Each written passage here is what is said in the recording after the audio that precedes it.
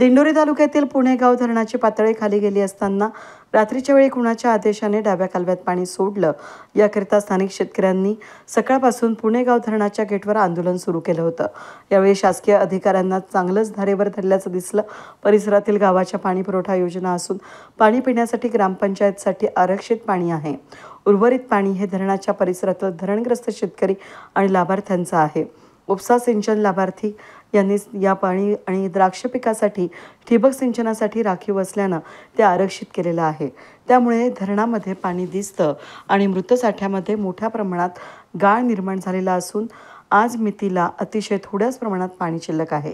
त्यामुळे डाव्या कालव्याचं पाणी सोडण्याला परिपूर्ण विरोध असल्यानं या कालव्यामधून पाणी सोडण्यासाठी आम्हाला विश्वासात घेऊन पाणी सोडावं। हे विश्वासात न घेतल्यास पाणी सोडण्याचा हट्ट केल्यास पाण्यासाठी संघर्ष निर्माण होऊन त्याला संपूर्ण शासकीय यंत्रणा जबाबदार राहील असा इशारा यावेळी शेतकऱ्यांनी दिला आहे। स्थानिक आमदार आणि मंत्री महोदयांनी विश्वासात न घेता हे पाणी सोडण्याचा हट्ट कशासाठी आणि कोण करत आहे, यामागे अधिकाऱ्यांचे काही गोडबंगाल आहे का, असाही सवाल यावेळी शेतकऱ्यांनी विचारला।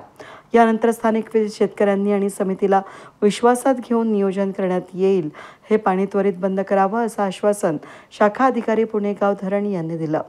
यावेळी धरणाच्या परिसरातील गावांमधील मोठ्या संख्येनं स्थानिक शेतकरी एकवटले होते आणि विश्वासात घेतलं नाही आणि पाणी अशाच प्रकारे सुरू राहिलं तर पुढची आंदोलनाची दिशा ठरवण्यात येणार आहे। यावेळी धरण परिसरातील सर्व गावांमधील सरपंच, उपसरपंच आणि लोकप्रतिनिधी त्याचबरोबर विविध पक्षांचे प्रतिनिधी उपस्थित होते।